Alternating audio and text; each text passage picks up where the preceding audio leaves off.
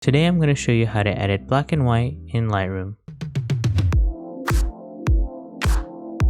Welcome back to another Lightroom editing tutorial. Today we're going to be talking about how to edit black and white images in Lightroom. Black and white images are really nice for being able to capture like the mood and tell the story of what's going on in the scene. And you can see black and white images really popular among street photography, where you're able to capture like the mood of the city and the people that are living in it. But black and white images can be done with really any type of photography. And since we're in Lightroom, we're able to convert any color image into black and white. This image right here was actually a color image which I converted into black and white, and I was also able to add a lot of contrast on here to get that really moody look. If you look at just a quick before, you can see it's a normal street style photo. You can see the color is kind of distracting. There's a lot of color back here in the cars, and just there's a lot of blue in the street as well. I wanted to get rid of that, and so with the black and white I was able to really capture the mood of this image. Before we get started, don't forget to like and subscribe for more Lightroom editing tutorials, and let me know down in the comments below what other presets or videos you would like to see. I went ahead and made a virtual copy. Just get started with a clean edit. In order to convert this into a black and white, all you have to do is go over to the basics panel and just click black and white. You're also able to convert back to color. Let's say if you're done editing, you want to see how it looks in color, or you want to reset back to color, all you have to do is click color. But I'm going to be doing black and white, so just click that. And with black and white, you can see this is just the flat black and white. And if I look at what I did with the edit, you can see I was able to really add that contrast. And so I'm going to go back to the image with no adjustments. The first thing I'm going to do is increase the exposure just to get started making the image overall brighter. I'm also going to add a little bit of contrast. Majority of the contrast I'm going to be adding is through the tone curve, but I like to add some on here as well. I'm going to decrease the highlights and start bringing some of the detail back there. And I'm going to increase the shadows so we can see some more detail in the darker parts. I'm going to decrease the whites just a little bit, and then also increase the blacks. Also want to bring out a lot of the grain and kind of texture, so I'm going to increase the texture a little bit. Also bring up the clarity, and you can see the image kind of got a little faded up here, so I'm also going to increase the dehaze just to get rid of a little bit. Now I'm going to move on to the tone curve. We're able to add a lot of the contrast in this image. I'm going to bring up the black point to make the image a little bit faded, but I'm going to bring down this right here so we're able to add that contrast. Alright, that looks about right.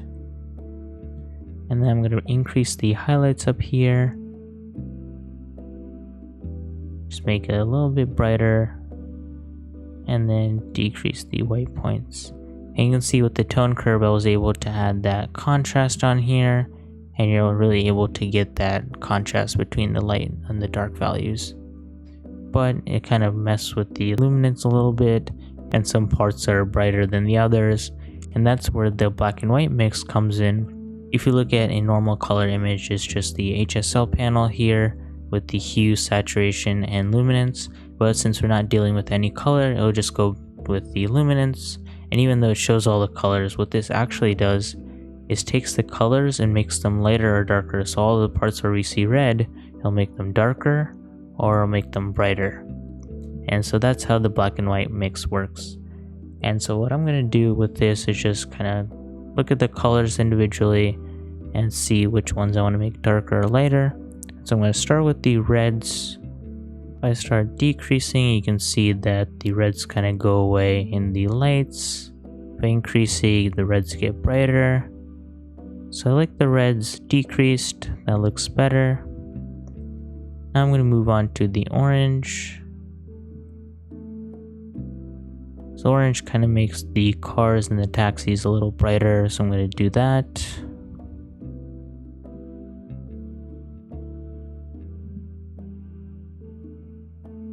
Now with the yellows, they're also like in the street signs and the lights, so I'm going to increase that a little bit as well.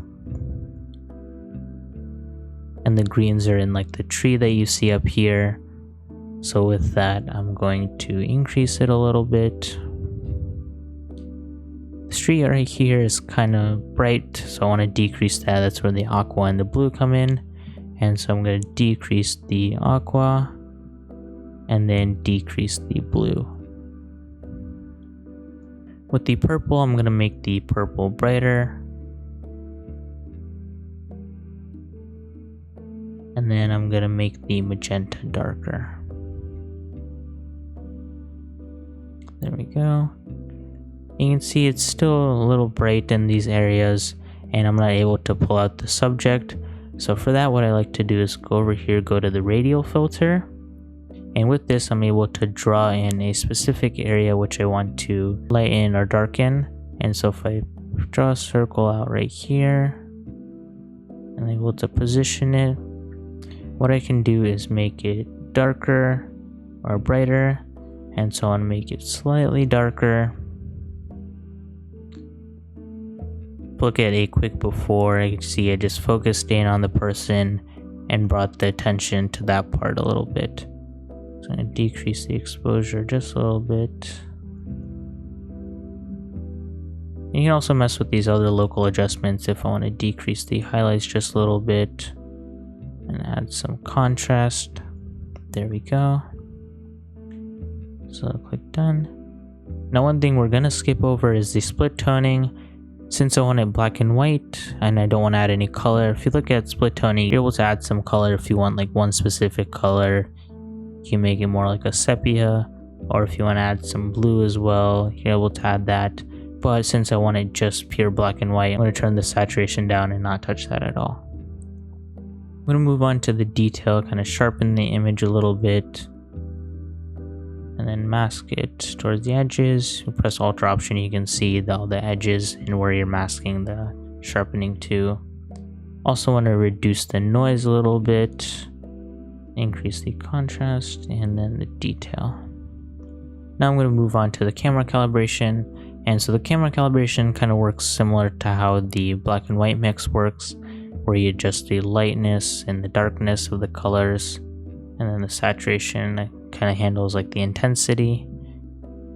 And so if I look at the red, I want to increase the red's brightness a little bit and make it a little less intense.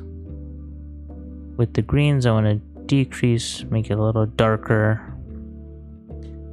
That looks about right. And then I'm going to increase the saturation on that one.